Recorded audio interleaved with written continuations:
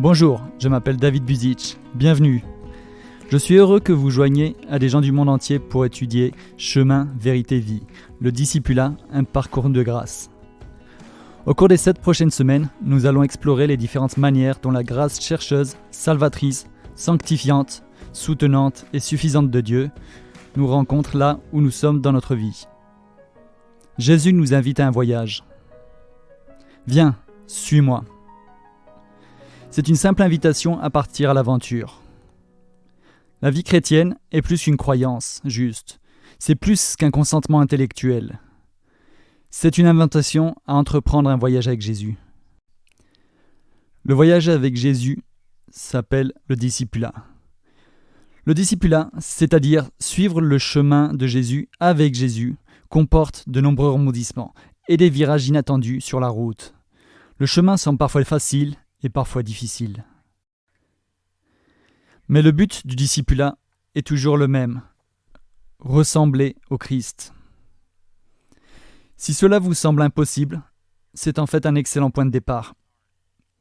En fait, ce serait impossible sans avoir une certitude très importante. Nous effectuons ce parcours avec Jésus. C'est pourquoi c'est un parcours de grâce.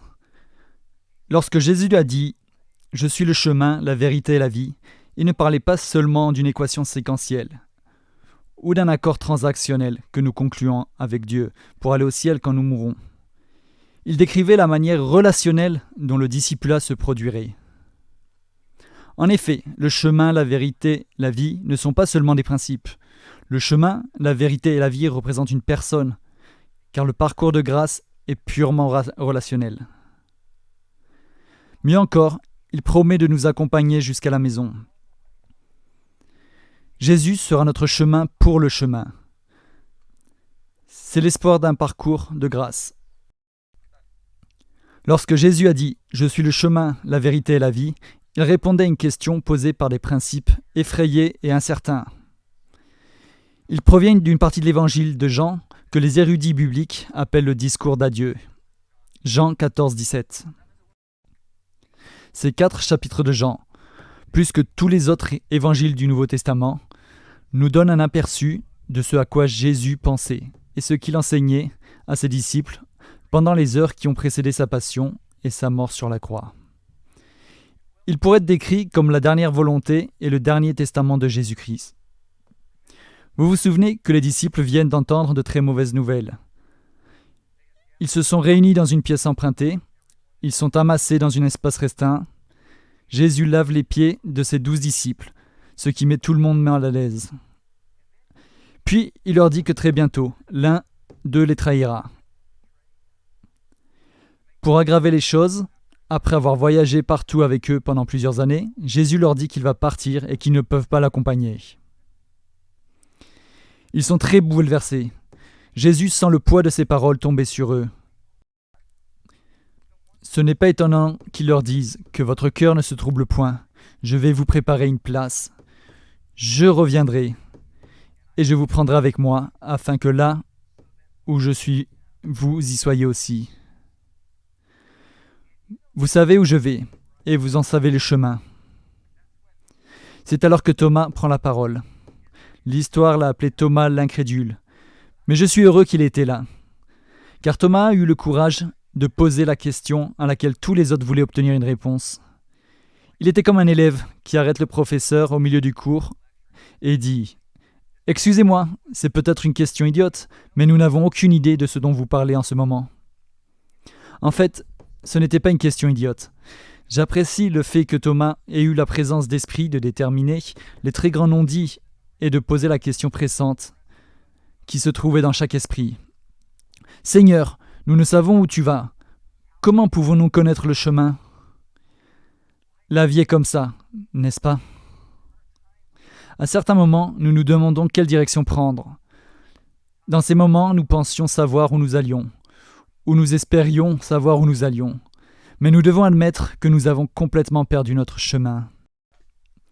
Les intersections et les virages, les options et les impasses sont si nombreux.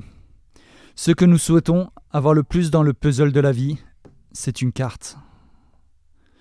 Heureusement, Jésus répond à la question de Thomas et de la nôtre. « Je suis le chemin, la vérité et la vie. Nul ne vient au Père que par moi. » Il est intéressant de noter que la déclaration de Jésus met clairement l'accent sur le chemin. Le chemin vient en premier. Cela ne veut pas dire que la vérité et la vie ne soient pas importantes.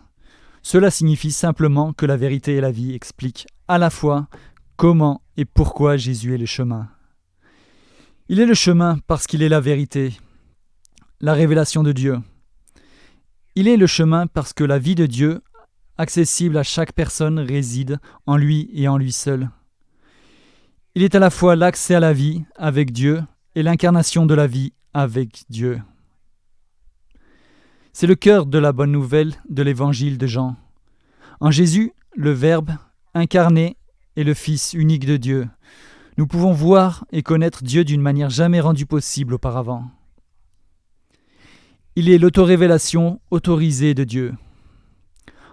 En d'autres termes, Jésus n'est pas simplement un chemin, mais le chemin, car il est la manifestation exceptionnelle et visible du Dieu invisible que nous appelons le Père. Notre société aujourd'hui est plus ouverte spirituellement qu'elle ne l'a été pendant de nombreuses années. Le problème est que de nombreuses voies de spiritualité s'ouvrent aux gens. Le christianisme est la seule foi affirmant catégoriquement que Jésus est le chemin exclusif conduisant à Dieu. Jésus n'a pas dit « Je suis l'un des nombreux chemins conduisant au Père ». Il n'a pas dit « Vous pouvez choisir de me suivre si vous le souhaitez ». Mais il existe d'autres chemins tout aussi viables. Il a déclaré très clairement qu'il était le seul chemin conduisant au Père. Le fait est que la sincérité ne suffit pas pour trouver le bon chemin. La vérité est nécessaire. Une personne peut aller rapidement sur le chemin qu'elle suit, mais si c'est le mauvais chemin, peu importe à quelle vitesse elle arrivera.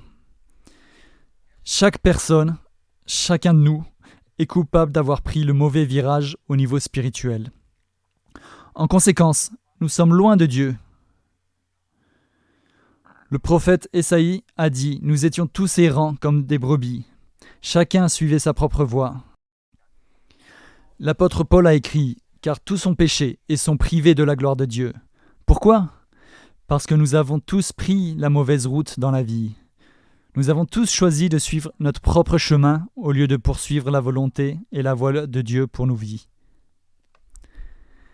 L'Évangile, la bonne nouvelle est que Jésus est venu pour des gens comme nous.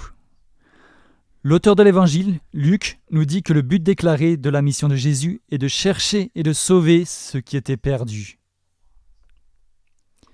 Plutôt que de nous laisser indécis à la croisée des chemins, ou pire, suivre le mauvais chemin sans but, Jésus est venu pour nous montrer clairement le seul chemin conduisant au Père, au nouveau pays du royaume de Dieu et à la vie éternelle. La déclaration de Jésus-Christ, affirmant qu'il n'est pas seulement un chemin, une vérité et une vie, mais qu'il est véritable et l'unique Fils de Dieu, le fondement du christianisme. Il est le seul moyen permettant de nous sauver. Imaginez que vous soyez dans une ville inconnue et que vous demandiez à quelqu'un de vous guider vers une destination particulière. La personne à qui vous avez demandé de l'aide pourrait dire « Vous devez tourner à droite à la prochaine grande intersection, traverser ensuite la place, passer devant l'église, rester dans la voie du milieu. Cela vous mènera directement à la 3e rue à droite jusqu'à ce que vous arriviez à un arrêt à 4 voies. » Même en obtenant des conseils précis, lorsque le chemin est compliqué, le risque de prendre un mauvais virage ou de se perdre est assez élevé. Supposez plutôt que la personne à qui vous avez posé la question réponde « Vous savez, il n'existe pas de chemin facile pour y arriver. C'est assez compliqué si vous n'y êtes jamais allé. Suivez-moi tout simplement. Mais encore, venez avec moi et je vous y conduirai. » Cette personne devient non seulement votre guide, mais également le chemin, en fait, et vous êtes certain d'arriver là où vous devez aller. C'est ce que Jésus fait pour nous. Il ne donne pas seulement des conseils et des instructions, il fait route avec nous, dans un parcours de grâce. En effet, il ne nous parle pas seulement du chemin, il devient le chemin. En Jésus, nous trouvons le chemin. Il est le chemin vers la maison. En Jésus, nous trouvons la vérité. Il incarne la vérité immuable, sûre et certaine du caractère de la nature du Père. En Jésus, nous trouvons la vie. Une vie abondante maintenant et dans la nouvelle création de Dieu promise à venir. C'est le parcours de grâce. J'ai hâte de faire la route avec vous au cours des prochaines semaines lors de ces séances. Effectuons le parcours ensemble.